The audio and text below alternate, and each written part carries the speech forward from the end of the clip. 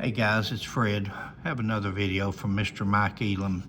He's talking about Dewana here, Buford and Pauline's daughter, and how she wanted to believe that something had happened to her father rather than him just dying in a vehicle accident. Again, we're never going to know because of the state trooper at the time, because of the police work, the investigation that was done, because of, there's a video that shows mechanics that says that the tie rod was jimmied with.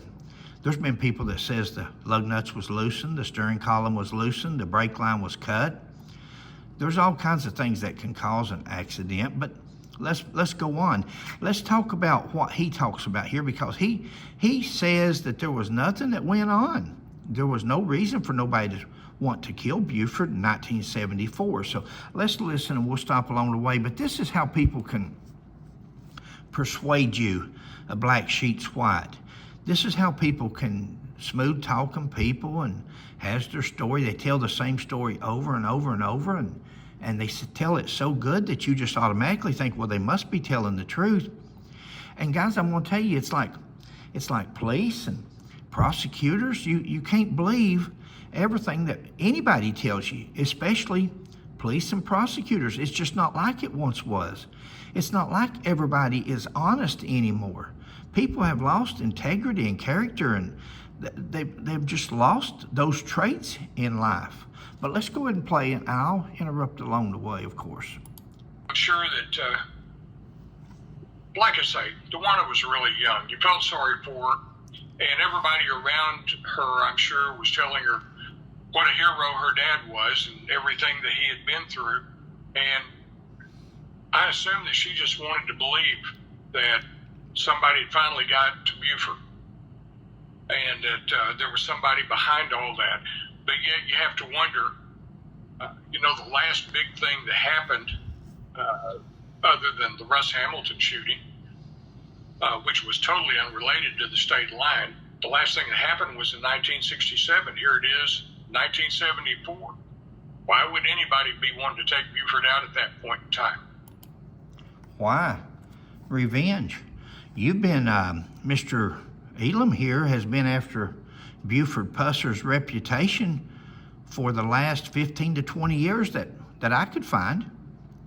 Why would a man assault and go after another person's reputation and integrity and honesty? Why would a person do that, Mr. Elam? I'll ask you that question.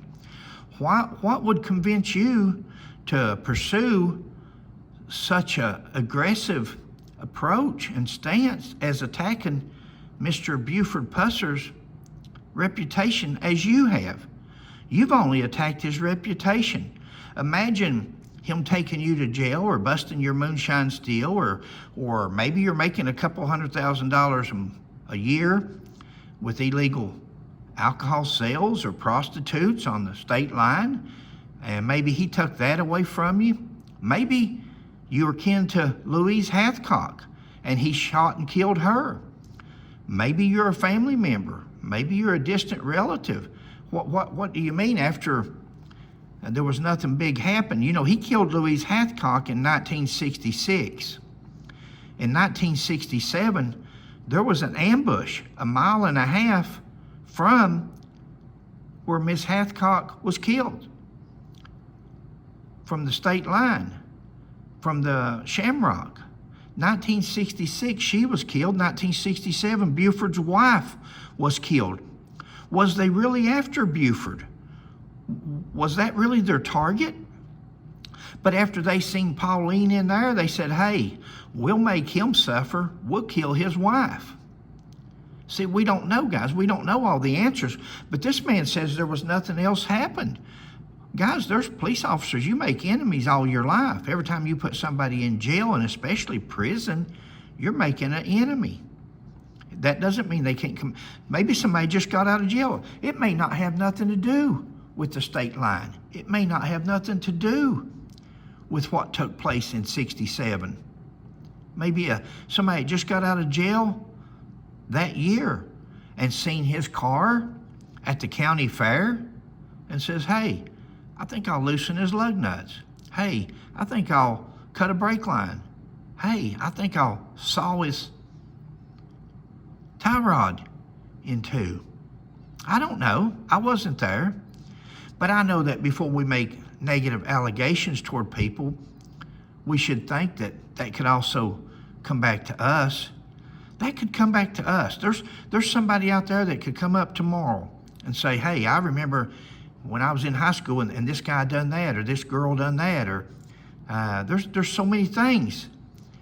Are we allowed to just assault people's reputations with no more proof than a rumor or a story or this man's opinion or a prosecutor's opinion? Because, guys, there's no evidence that we've seen so far, from the autopsy to anything else. There's no evidence. Even by their own admission, they say, the prosecutor says, well, we could get an indictment. An indictment doesn't prove guilt. An indictment just moves it up to the next trial level in court. That doesn't prove guilt. It just proves an indictment that we can move it forward. Just another step in the justice system. And we're going to defame and slander a person's reputation just because we think we can get an indictment. He's never said he can get a conviction.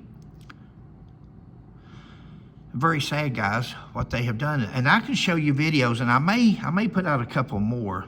I can show you videos all day long on this gentleman and Oakley Dean Baldwin. Both of them says they're former law enforcement. I can't find it.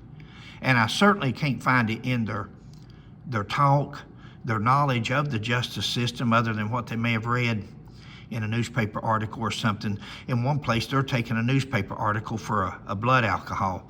Guys, you can't, newspaper articles is not a court record. Newspaper articles is not a police report, an accident report.